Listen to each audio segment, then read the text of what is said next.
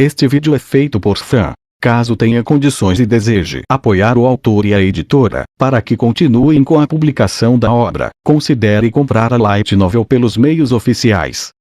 Capítulo 27. 6 braços. Parte 2. Quarto dia do mês baixo fogo, nono mês, 22h15. Algum tempo depois, embora ainda faltasse alguns minutos para a hora marcada, Sebas estava diante do portão principal. O portão era em forma de treliça, então podia-se espiar através dele, mas as árvores que havia dentro impediam-no de ver o que havia ao fundo. "Ei, você é pontual, hein?" perguntou uma voz rouca. Depois disso, um homem saiu de entre as árvores. Claro, Sebas tinha notado a presença do homem desde o começo. Isso porque ele havia ativado uma habilidade que lhe permitia sentir todos os sinais da vida dentro de uma área. Dito isso, às vezes não era possível detectar oponentes que usavam habilidades do tipo furtiva, então ele não podia confiar demais nisso. No entanto, ainda era útil até certo ponto. "Por aqui. Me siga." O homem abriu o portão e conduziu Sebas por um caminho no quintal. Considerando que esse pátio era propriedade de uma organização criminosa como a Oito Dedos, não dava a impressão de ser sombrio e a vegetação era bem aparada, como se houvesse um bom jardineiro cuidando das coisas. Depois de seguir o caminho por um tempo, um vasto espaço que parecia uma área de treinamento se desdobrou diante de seus olhos. Havia vários fogaréus brilhando festivamente, a luz vermelho-alaranjado iluminava os arredores. Havia cerca de 30 pessoas presentes, com muitos homens e várias mulheres entre eles. Todos tinham sorrisos perversos em seus rostos. Seus semblantes grosseiros estavam intoxicados de violência, certos da perspectiva de vitória. Sebas olhou nos arredores. Não havia ninguém aqui que sequer poderia ser um rival para ele, mas encontrou os membros dos 6 braços de que Clint falara. Um deles usava um manto com capuz. O manto preto foi costurado com um padrão de chamas vermelhas abaixo da cintura. Sebas não podia ver o rosto sob o capuz, mas não havia nenhum vestígio de energia vital abaixo de seu manto. Na verdade, foi precisamente o oposto. Parece que o apelido de Undead não era apenas metafórico, ele fazia jus ao seu epíteto, daí o nome. A única mulher do grupo estava vestida de seda e parecia ser ágil. Ela usava pulseiras de ouro nos pulsos e tornozelos, que tilintavam com sons metálicos enquanto se movia. Ela tinha 6 cimitarras na cintura. O homem seguinte estava vestido com um terno de algodão. Ele também usava uma jaqueta costurada com ouro, um traje de luzes, e um colete. Sua arma era uma espada fina, cuja lâmina parecia o desabrochar de uma flor, e irradiava a fragrância floral. E por fim, um homem que usava uma armadura de placas completa e sem adornos, e sua espada estava guardada com segurança dentro de sua bainha. Havia 4 deles no total. Seu líder, Zero, não estava aqui. Ele provavelmente estava esperando em algum lugar para fazer sua aparição. Os 4 avançaram e os outros se moveram para cercar Sebas. "Ei, seu velho, dizem que você é bom, pode arremessar um homem longe apenas com seus punhos, né? Chegamos onde estamos na Oito Dedos através de nossas habilidades. Pegaria mal perder aqui." Mas aquele idiota não percebeu isso. A divisão de escravatura pode estar indo de mal a pior, mas isso não significa que podemos perder na frente do chefe. "Ei, me responda uma coisa." O suculente insistiu que perdeu para o Brian Glaus. "Desembucha aí, ele perdeu foi para você, mas não quer admitir, é isso?" "Não. Eu nunca lutei com ele diretamente. Eu o conheci em minha casa. Na vez seguinte que eu o vi, ele já estava inconsciente no chão. Então, sem problemas. Não é de se admirar que ele tenha perdido. Considerando que seu oponente era o grande Brian Glaus, não havia como ele ganhar. Ainda mais que ele continuou aprimorando suas habilidades após o duelo e está no mesmo nível de Gazef Stronov. Eu acho que é compreensível o porquê ele perdeu. Mas isso não significa que podemos te deixar sair. Cuidaremos do Glaus e do lacaio da princesinha douradinha mais tarde. Você vai ser o primeiro a morrer, seu velho gagá. Vamos fazer ele de exemplo. Caso contrário, nossa reputação estará em risco. Olhe no andar de cima." Enquanto os membros dos 6 braços se revezavam em seus discursos, Sebas apontou para o terceiro andar do prédio. Os figurões da cidade estão lá. Vieram se divertir vendo você morrer, velho. O homem chamado Zero está lá. Tá. Uma expressão desdenhosa apareceu em um dos 4. Sebas estendeu o dedo e apontou para o terceiro andar. Ele então abaixou a mão, sem prestar atenção aos olhares confusos nos rostos dos membros dos 6 braços. Tá fazendo o quê? Provocando. Não se preocupem com isso. Então, onde ela está? Ela quem? Sua oposição ainda zombava dele enquanto respondiam sua pergunta com uma pergunta. Sebas calmamente respondeu: a mulher que raptaram da casa. O nome dela é Tsuari. E se eu dissesse que ela está morta? Você seria tão gentil. Boa. Mandou bem. Não somos legais assim. A mulher é um presente para o Kokudo. Ela está sendo bem cuidada. Bom, muito bom. Sebas viu uma das 4 pessoas mudar sua linha de visão para um determinado local no prédio. No entanto, o que chamou sua atenção foi o fato de que não era o lugar onde ele ouvira que Tsuari era mantida. Sendo esse o caso, tudo que ele tinha que fazer era verificar a localização. Já que esta é uma ocasião rara, porque vocês não vêm de uma só vez. Deixar que Zero escape seria problemático, não quero perder tempo além do necessário. Você fala demais, humano. Deve estar se sentindo arrogante porque foi fácil lidar com aqueles fracotes. Mas já viu como o poder absoluto é? Belas palavras. Desejo que saboreiem os dizeres de cada uma delas. Mas antes disso, posso fazer uma pergunta? Por que acha que eu sou mais fraco que o Brain-sama? Não nos despreze. Guerreiros do nosso nível podem dizer a força de um oponente apenas com um olhar. E você parece muito mais fraco que nós, velho. As outras 2 pessoas, da Vernoche à parte, concordaram com a cabeça. Entendo.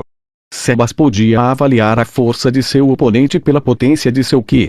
No entanto, assim como sua outra habilidade, seria difícil dizer se seus oponentes estavam escondendo seu poder com habilidades ou magia. É por isso que estamos te dando essa chance. Vamos um de cada vez, então. Sou mais forte do que parece. Sebas flexionou os dedos, acenando para que eles viessem até ele.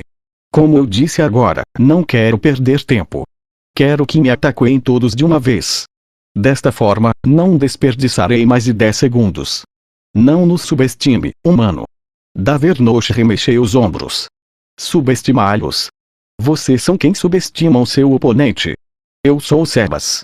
A pessoa que me deu esse nome foi o guerreiro mais poderoso. O mestre a quem sirvo é o supremo governante da... Bem, não há sentido em dizer isso a vidas insignificantes. Enfim, chega de conversa. Vamos acabar com isso. Sebas avançou. Ele se aproximou da pessoa cujo título mais o desagradou. Rei Undead. Da Vernoche. Sua verdadeira identidade era de um lixo ancião criado naturalmente. Os Undeads nasciam após mortes em massa. Eram criaturas que odiavam os vivos e muitas vezes desejavam apenas acabar com suas vidas. No entanto, alguns mais inteligentes poderiam refrear seu ódio e construir relacionamentos com os vivos. Da Vernoche era um desses. O objetivo de sua vida falsa era habilmente aproveitar o poder da magia e aprender técnicas além das magias vindas do momento de sua gênese. No entanto, mesmo que quisesse aprender técnicas, ele não pôde encontrar ninguém para ensiná-lo, dado que os Undeads eram vistos como os inimigos dos vivos. Talvez se houvesse outros Undeads como ele, na verdade, havia uma sociedade secreta formada por Magic Casters Undeads, as coisas poderiam ter sido diferentes, mas, infelizmente, da Vernoche nunca havia encontrado tais seres. Portanto, ele pensou em acumular riqueza, pois chegou à conclusão de que a avareza sobrepujaria o medo que sentiam por ele. Assim sendo, pretendia usar o dinheiro para alugar professores de magias. A princípio, ele começou matando e roubando os viajantes, mas depois foi derrotado por aventureiros que vieram atrás dele. Agora penosamente consciente de sua tolice, ele considerou uma nova maneira de ganhar a vida. Portanto, ocultou sua identidade e se juntou a um bando de mercenários. Todavia, alguém descobriu que ele poderia lançar fireballs e sua identidade como um dos Undeads veio à tona e foi então forçado a fugir do bando. Depois disso, quando ele mais uma vez perdeu sua fonte de renda, alguém o encontrou. Essa pessoa foi Zero. Ele apresentou Davernosh a alguém que estava disposto a ensinar magia e pagou-lhe apropriadamente. Em troca, Zero pediu a Davernosh que usasse seus poderes mágicos sob sua orientação. Mas isso era exatamente o que Davernosh esperava. Contanto que pudesse acumular mais poder mágico, mesmo um Undead como ele, com uma vida útil ilimitada, poderia eventualmente se tornar um ser capaz de erradicar toda a vida. Zero poderia estar ajudando a criar um futuro desastre para a humanidade. Contudo, Sebas se aproximou como uma tempestade, a mão direita cerrada em um punho desferiu um cruzado direto. Incapaz de se defender do soco ou evitá-lo, sem ter tempo para se mover, a cabeça de Davernosh voou para longe. A não-vida de Davernosh foi extinta. Desapareceu sem que ele soubesse como ou onde ofenderá tanto seu oponente. Ao contrário de seu eu de costume, Sebas disse com desdém: apenas um ser em todo o mundo merece usar esse título. Esse ser é de uma majestosidade incomparável. Um Undead inferior, como você deve conhecer o seu lugar. Sebas balançou a mão direita, sacudindo os fragmentos de osso presos a ela. Enquanto o corpo de Davernosh desintegrava-se, os muitos itens mágicos que ele havia equipado caíram ruidosamente no chão. Mesmo quando todos estavam atônitos em choque, os membros restantes dos 6 braços ainda podiam se mover. Como esperado, eles eram guerreiros capazes. Apenas pessoas que passaram por inúmeras batalhas de vida ou morte poderiam fazer uma coisa dessas. De fato, isso era digno de louvor. Isso porque provou que a reputação de serem a par com aventureiros Adamantite não era conversa fiada. Depois disso, Sebas foi em direção à mulher. Cimitarra dançante. Edstrom. Suas armas mágicas estavam imbuídas com dance. Como o nome sugeria, era um encantamento que permitia que uma arma se movesse como se estivesse dançando, permitindo que atacassem de forma independente.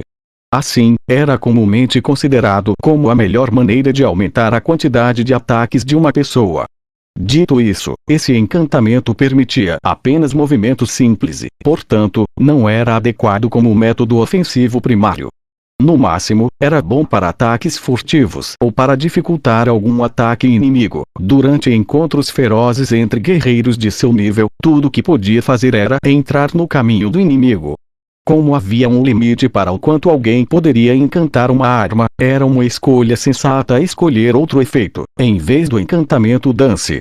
Por exemplo, Gagaran da Rosa Azul usava uma arma cujos encantamentos apenas aumentavam o dano causado.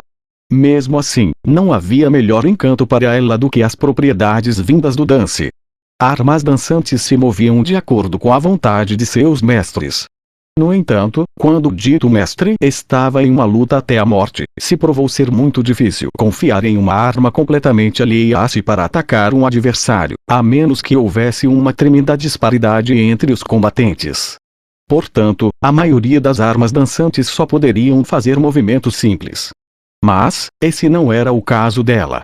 Ela podia de forma fácil e natural manipular suas armas como se estivessem sendo seguradas por um guerreiro invisível, alguém cujas habilidades eram equivalentes às dela. A razão para isso foi devido à composição única de seu cérebro. Isso porque ela havia nascido com um par de habilidades naturais. A primeira foi um excelente senso de consciência espacial, beirando o preternatural. Com isso, algumas pessoas poderiam ter suas mãos direitas agindo com total independência de suas mãos esquerdas sem treinamento.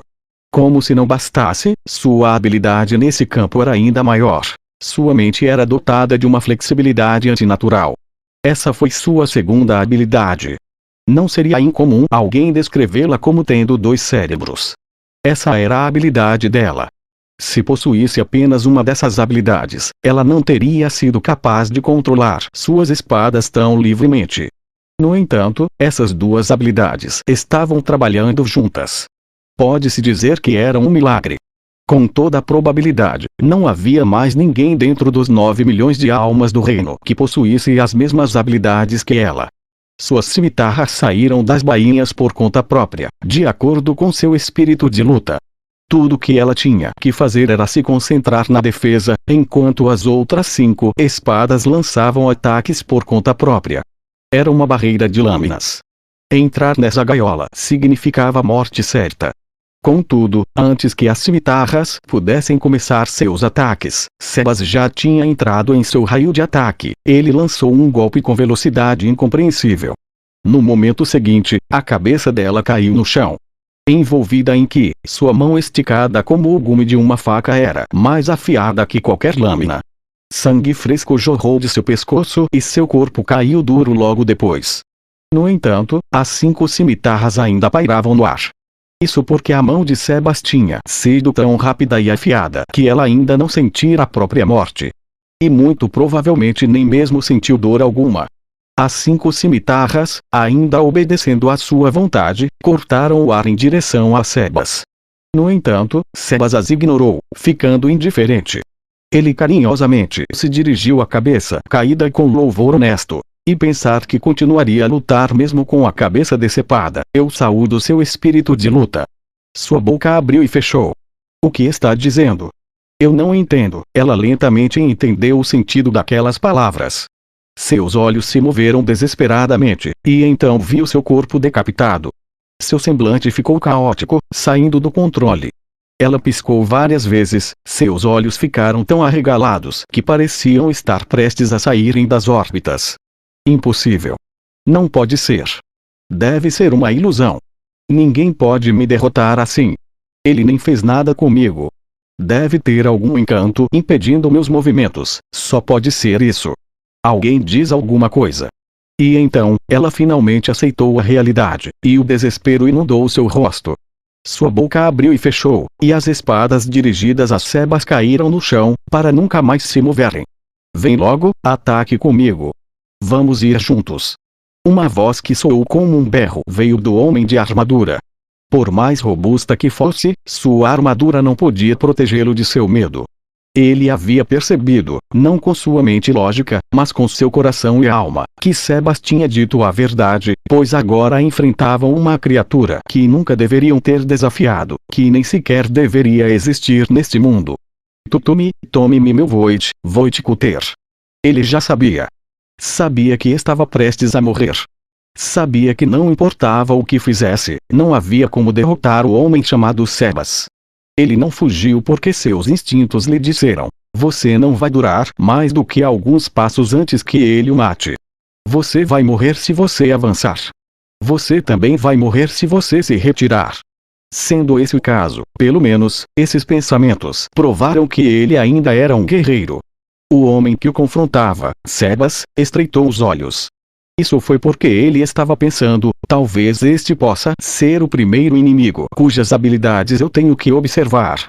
A pessoa que fez Sebas era um campeão mundial conhecido como Touchme, cujo triunfo era um golpe que cortava o próprio tecido do próprio espaço-tempo.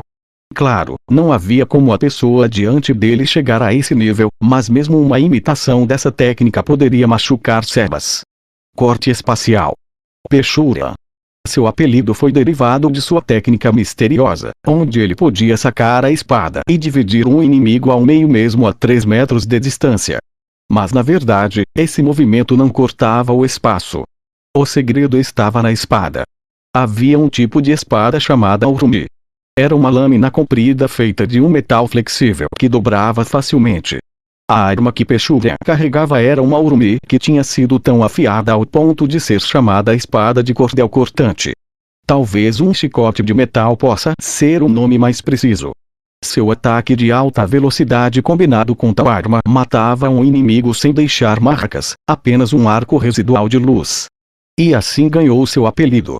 Comparado aos outros membros dos 6 braços, essa técnica era mais um truque, mas o fato de ele poder usar habilmente uma arma que era tão difícil de dominar provava suas incríveis habilidades de guerreiro.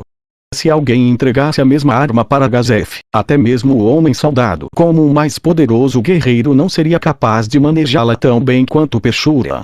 Além disso, seu poder não era diminuído, mesmo alguém sabendo o truque utilizado.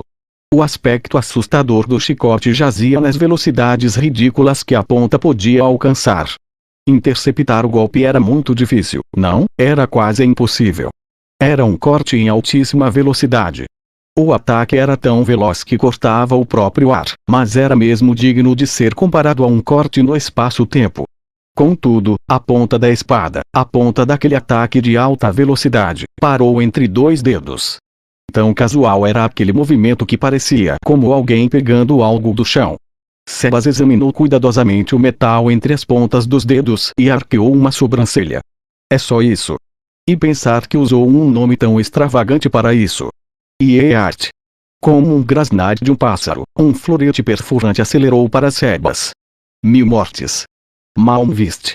Sua arma principal, Rosestorn, fora encantada com duas propriedades mágicas. A primeira era Fleshgrinding. No instante em que a espada atingia o corpo de seu inimigo, essa magia assustadora torcia o tecido muscular da região.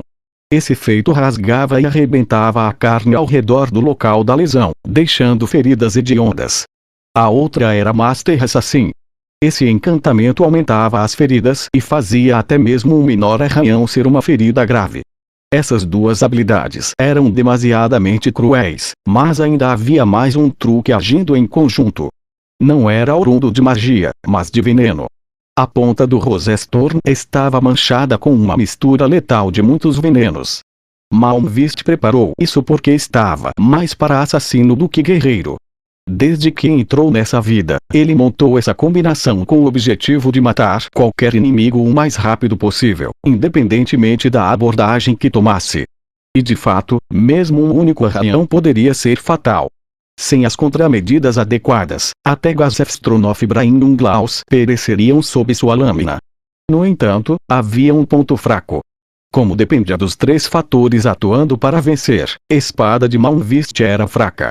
Claro, suas estocadas ainda eram impressionantes. Suas investidas relâmpagos eram indiscutivelmente superiores até mesmo às de Gazefstronoff. Em outras palavras, ele tinha as investidas mais rápidas da capital real. Se isso não bastasse, esse movimento foi ainda mais aprimorado por muitas artes marciais, quase tantas quanto as de Clementine, ex-integrante da Escritura Preta. Contudo, Sebas não se esquivou. Ele não precisava se esquivar. Malmvist, que dera aquela estocada com todas as suas forças, não conseguiu falar. Rosestorn, um florete perverso que poderia matar com o menor arranhão. Ele viu Sebas bloqueando-o com o dedo. De fato, Sebas havia parado a ponta do florete com a ponta do dedo indicador. Que? Malmvist piscou repetidamente, tanto que parecia ter perdido o controle de suas pálpebras. Só depois ele percebeu que não era uma ilusão, não era um sonho, e então conseguiu soltar algumas palavras. Não havia mais nada que pudesse fazer. Isso não fazia sentido algum. Sua experiência lhe dizia que a carne de um dedo não poderia impedir uma estocada que pudesse perfurar o aço.